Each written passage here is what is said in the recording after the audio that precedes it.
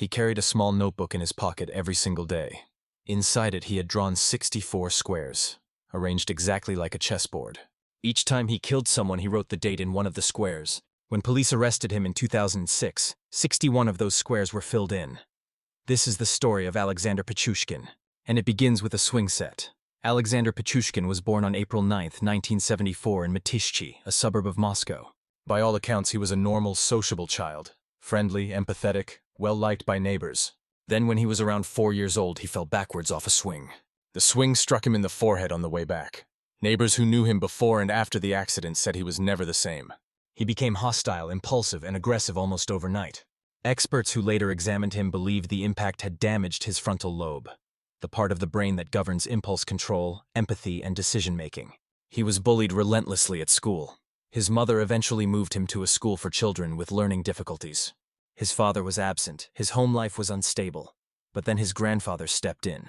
His grandfather recognized that Pichushkin was highly intelligent, that he was wasting away in a school built around managing disability rather than developing ability. He took the boy in, gave him stability, and introduced him to chess.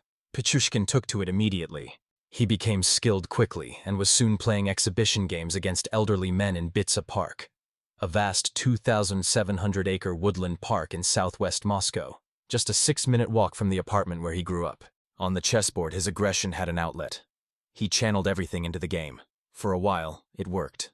Then his grandfather died, and everything unraveled.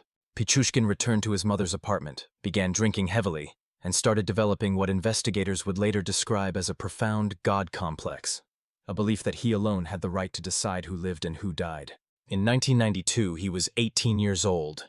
That same year, Russian authorities convicted Andrei Chikatilo, the Rostov Ripper, of murdering 52 people over 12 years.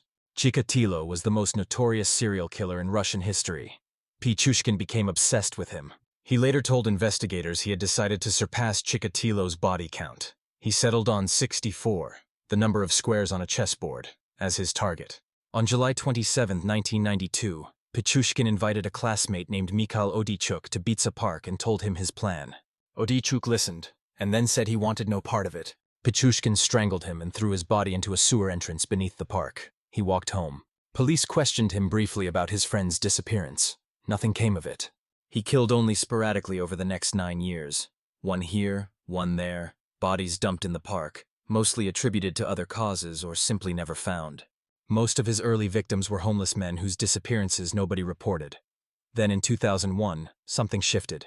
Pichushkin began killing in earnest. His approach was consistent and almost impossible to resist for his targets. He worked at a local supermarket and spent his evenings in Bitsa Park, the same park where he had learned chess as a boy, the same park where elderly men still gathered to play. He knew the place better than anyone. He would approach men, mostly elderly, mostly homeless, mostly alone, and offer them cigarettes and vodka. He was friendly, familiar, easy to talk to.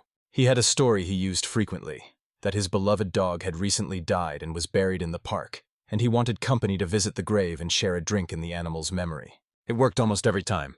Once they were deep enough into the park and drunk enough not to resist, Pichushkin would strike them from behind with a hammer, aiming for the back of the skull to avoid blood on his clothing. He would throw the bodies into the sewer drains beneath the park. Some were already dead, some were not. In later killings, he began pushing broken vodka bottles into the holes in his victims' skulls, a signature that served no practical purpose. It was theater, a flourish, evidence of a man who had stopped thinking of what he was doing as a crime and started thinking of it as an art form. In just 8 weeks during his most active period, he killed 9 people, then 5 more. Police knew a killer was operating in Bitsa Park. Locals had even given the unknown attacker a nickname, the Bitsa Park Maniac. But the investigation moved slowly. Most victims were homeless. Most had no family filing missing persons reports. Most bodies sank into the sewer system and were never found at all. Pichushkin was caught because of one decision he made in June 2006. He killed a female co-worker from the supermarket named Marina Viracheva. She was not his usual target. Not elderly, not homeless, not invisible to the world. Before she left to meet him, she wrote a note and left it at home for her son. The note said exactly who she was going with that evening and where they were going. When she didn't come home, her son called police. They had a name. They found CCTV footage of Pichushkin and Viracheva together at a Moscow metro station on the day she disappeared. They brought him in. He confessed almost immediately. and at length. He handed over the notebook. He led investigators through the park, pointing out sewer entrances where he had disposed of bodies. He was filmed reenacting the murders in meticulous detail as part of standard Russian criminal investigation procedure. He showed no distress. He showed pride. The trial began in September 2007. For 46 days, Pichushkin sat inside a glass box in the courtroom, both for his own protection and for the safety of everyone else in the room. He did not try to minimize what he had done. He described his crimes openly and in detail. He told the court that deciding whether his victims lived or died made him feel like God. He said that living without killing was like living without eating. When the jury convicted him of 49 murders and 3 attempted murders, he was openly dissatisfied. Not with the conviction, but with the number. He insisted he had killed 63 people and demanded to be convicted of all of them. He wanted the record to reflect the full score. On October 29, 2007, Alexander Pichushkin was sentenced to life imprisonment. Under Russian law at the time, he was required to spend his first 15 years in solitary confinement. He is currently serving that sentence.